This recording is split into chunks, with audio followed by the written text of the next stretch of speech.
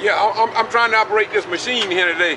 But anyway, this is KVCI, YouTube Boston G.B.R. I'm in the park here in Valdosta, Georgia, right across from the Valdosta Middle School. And yesterday I rode around Valdosta with my minister uniform on. We got to make a difference. And I'm telling you, I just believe that the religious community got to wake up if we intend to save our children from the jails, prisons, and probation and certain death. And I'm out here with my friend John Robinson. We got to get back on track, but we're not going to play the same religious game that other people play. It's time now that we wake up and be concerned about our children beyond just trying to get them to heaven and in Sunday school. My beautiful brother, now they need to know, don't get me wrong. What say you this morning, beautiful brother? Oh man, everything's good. I just went and had the stitches removed where they took my life cord out. You know, I took a beating with this cancer. Yes, sir. I took a real beating. I'm cancer free right now, but I still got some major problems from the side effects. So, you know, it leaves me crippled all up, you know. I lost my stomach, I don't have a stomach, now pancreas, and I still have to take B12 shots. And I got these 3 or 4 hernias in the middle of the abdomen here. And I have problems with surgical scar tissue. You know, I'm gonna get the rest of the teeth pulled. Since I can now, since it ain't such a big risk, and get my mouth fixed back up. Along the note that you were talking, it's gonna be very interesting to get back on track. Yes, sir. With the mentality that's in this city. Here we have a city that's 58% black, and don't have anything in the city. Don't have no control of the city, just a city of black folks just existing, just merely existing. They've been beat down so bad until they believe that the white power structure here is the norm, and they done almost forecasted and predicted the future for Valdosta as far as where it's shaping up, that we are excluded. And the leadership here seems to be out on State Road 84, Hill Avenue. There's at least 8 or 9 black churches. And I saw yesterday, which was Sunday the 27th, there was 8, 9, 10, 15 cars each one of these churches. And they all was occupied, but they are in different divisions, different groups, and therefore they have separation and division among them. And this is a major problem in this city. We can't get no unity.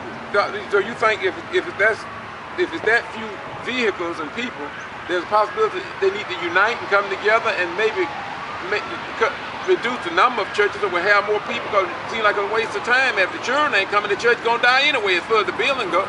Well, we got to get on one accord. You know, one of the major problems here is that you got the black body with the white man. And it's a mentality, I hate to say it that way, and it's not about racism. You know, I was the lead plaintiff in a civil litigation for discrimination. I represented 850 blacks and whites that are associated with blacks and were discriminated against because of association. So it's not about race, it's about fact. Here in Lowndes County, Valdosta, Georgia, it's a black and white issue. And no one don't want to face that. But Doc, why are you rating that even the blacks that we elect the office and blacks who are in positions, it seems like and these police officers, some of them, not all of them, ain't nothing ALL, but why is it that when they get in these positions, they don't even want to talk to you? If you remember, I'm not going to call any name, but we knew people that were black before they got elected to office. They know you, but once they get in, it seems like they take some kind of blue pill or something, and they automatically change. Why you rating is that, man? Well, it's not a blue pill, it's a green dollar. A green dollar pill, okay. And some of these guys, they get in a position to make $80,000 to $100,000 a year, and they are not about to lose that money due to association with people like ourselves. People that come out to speak up on the real core, hardcore issues. Listen, the black body with the white man, okay? Is it because of slavery? Are we still enslaved within our minds? I think, like you said earlier, Doc, I personally believe that we've been beat down so much because when I listen to a lot of the preachers, and I'm not going to call a name because it's not about that, but when I listen to a lot of the preachers, they agree with me when the camera is not on. They agree with me in the back of the house. They agree with me out from public appearance where they can be seen. They agree with me. Look, there are people on the elected offices in positions. They are attorneys and they are doctors. They know what the real deal is, especially educators. They know what's going on. And I just try to imagine when these children go home and listen to their parents tell them the truth about what they go through every day, trying to keep their job or trying to get somebody else employed, and the unfairness of the system that they work in, they go home and talk about this with their children, and then their children understand what the system is, although they don't tell nobody. So I can only imagine how these children feel knowing what their parents go through along the lines of unfairness, discrimination, but yet to be a parent and you can't espouse or show that, that's a hell of a way to have to live in 2013. Listen, got to be the rejected one. Yes, sir. Okay, to be the rejected one is an issue all by itself. I mean, because that means you become isolated. Once you're isolated, I mean you're segregated. Okay, and if you're segregated, I mean you're insulated. And if you're insulated, can't nothing get to you, can't nothing get away from you. And you got to deal with your own little environment, which you don't have anything. Number one, let's get a good understanding. There's one God, one man. Okay, and that God is for all mankind. There's no separation in God and man. When God created Adam, he created Adam. Adam was full grown. Adam didn't even experience a childhood. The people seem to forget that. Yeah, they do. But God created Adam. He was a full grown man. And he gave man dominion over this paradise. Okay? And it was all for him, for everyone to enjoy. They come after the man. I was watching, I told you earlier this week, Doc, I don't know if I told you or Brother Freddie, but I saw, as I was coming out to the SC Cafe yesterday, I saw these two nice looking trucks. Behind them was extremely large boats. I just said to myself, I say, now, if I took a boat like that and put it behind my vehicle, and if my income don't change, I won't have it long. I doubt if I could even make it to the fish pond. Because of the fact, you know, that's just the way it is. So the point I'm making is this. There is two worlds here in Valdosta. There's one black and one white. One rich and one poor. That's right. And we expect our children to act like the rich kids and the rich parents who are getting all this money for the paving of roads, who built this school, who built that school, the school over there, the high school. They parents make it all the mega bucks. And when we try to get just a little few baby contracts with the city, it seems like we need to go on a Mission Impossible or check out with a Peter gun. Well, let's look at the word equilibrium, okay? And understand what it is for equilibrium to come about. See, this world was put in a spin. Time and motion became as one. Yes, sir. So the same thing has to apply with our economics. We got to be put in the spin. Yes, sir. And our time has got to line up with our motions. And our emotions is based upon our education. We got people with skills. We have people that's qualified. It's not a question of that. It's not, once upon a time, we didn't have people with education. But now we got people with education. Look at the school board system, what these people went through with the school board. Look at Dr. Casey, look at Dr. Love, what everybody went through with these people. Look at what you've been facing with Rosa Park, with the park over there. Yes, sir. What's the name of that park? Barbara Park. Barbara Park over there. Look at what you went through with that, with the man that got beat to death in the jail. Willie James Williams. Look at the 31 jail deaths. Look at all this. And from 2009 to 2013, we don't know how many have died. Nobody seemed to care.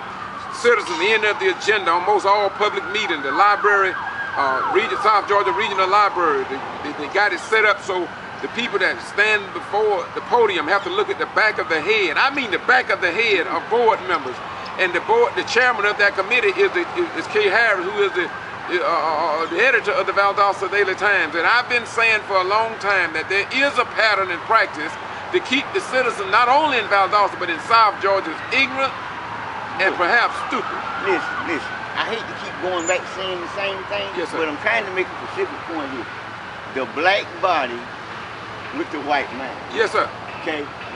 The black body with the white man, which was bamboozled to believe that they were going to fit into a system that they was automatically rejected from and never really been included in. Right. To get people to grasp this and understand this is like the mission impossible. Yes, sir. Our leaders do not teach black history. They do not teach nothing pertaining to political posturing as to their involvement. They don't teach the truth. They don't preach black pride. They got to teach black pride. Yes, when yes. you pick up that King James Version of the Holy Bible, and most all of them, it's still until this day, unless you get a complete black Bible, they still got Moses white. They still got Jesus white. They still got everybody in there white. Now, I know white don't make it right.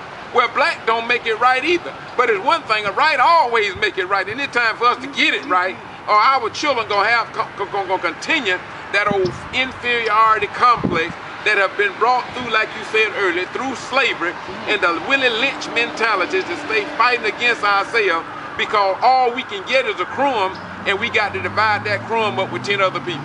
We can change Lowndes County and Valdosta overnight. Overnight. It don't take months or weeks. Overnight.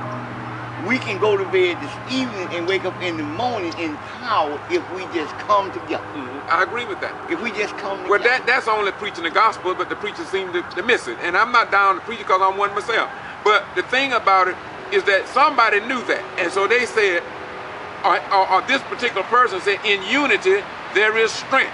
Now, somebody said that. Yes, sir. And I believe it was somebody in the Bible. Now, and if that, and I know I'm right, but the point is, if that is true, and it is true, don't you think that when people don't unify themselves, I don't care whether the pastors, the bishop, the doctors, the lawyers, then don't you think that they are falling right into the hands of Satan? My friend, let me say something here. The wisdom How you doing, my beautiful sister? of society. I picked up the voice. The wisdom of society is what needs to be analyzed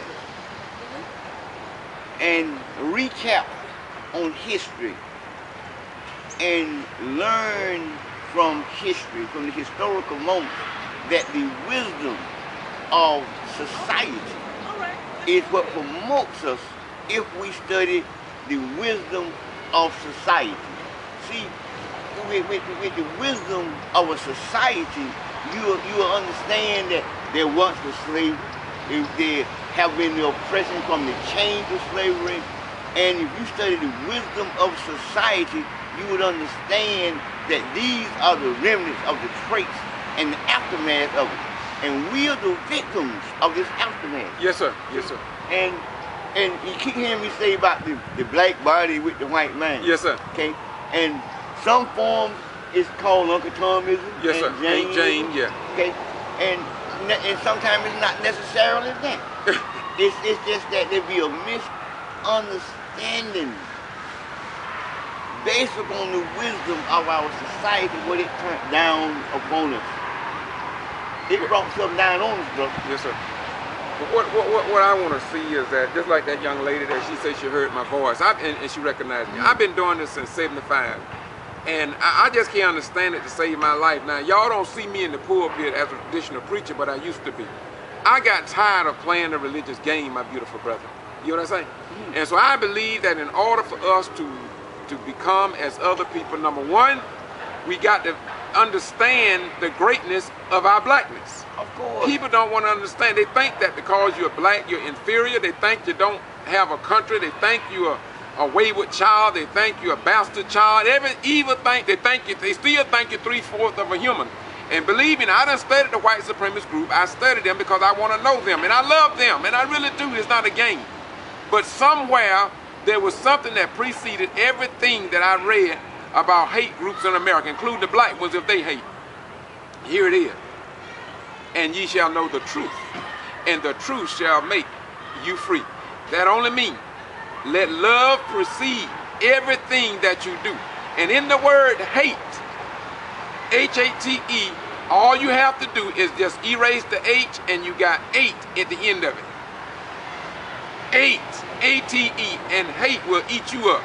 And you see how it's hidden in the word of hate? And so if you let hate get you, it's gonna eat you up.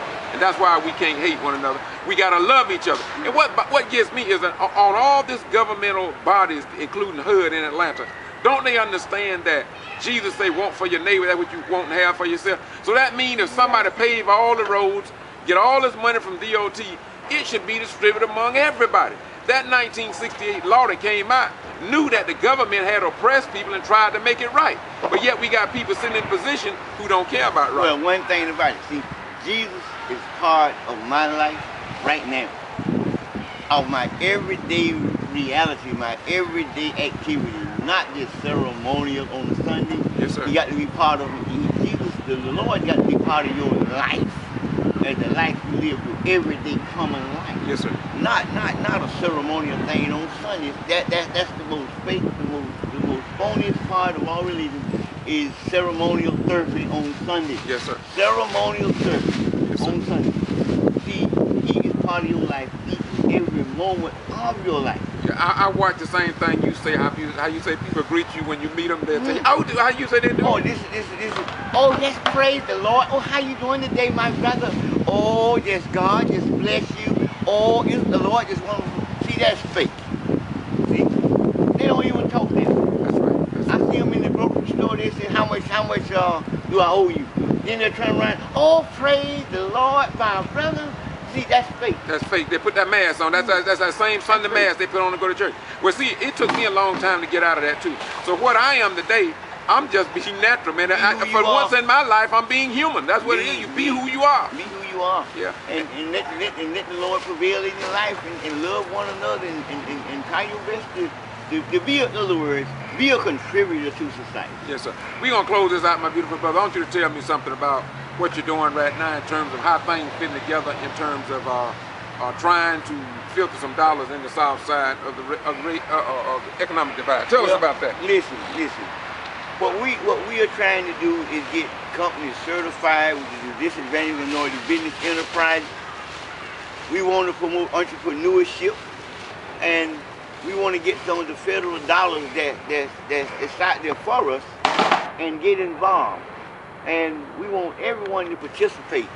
And we've been hoodwinked, bamboozled, and led to believe that we are not part of this economic circle, but we got something invested because we are living in this county, we pay taxes, and we live here, and we got to get some of that money on the south side, and we gonna get some of that money off that bridge they're gonna put there.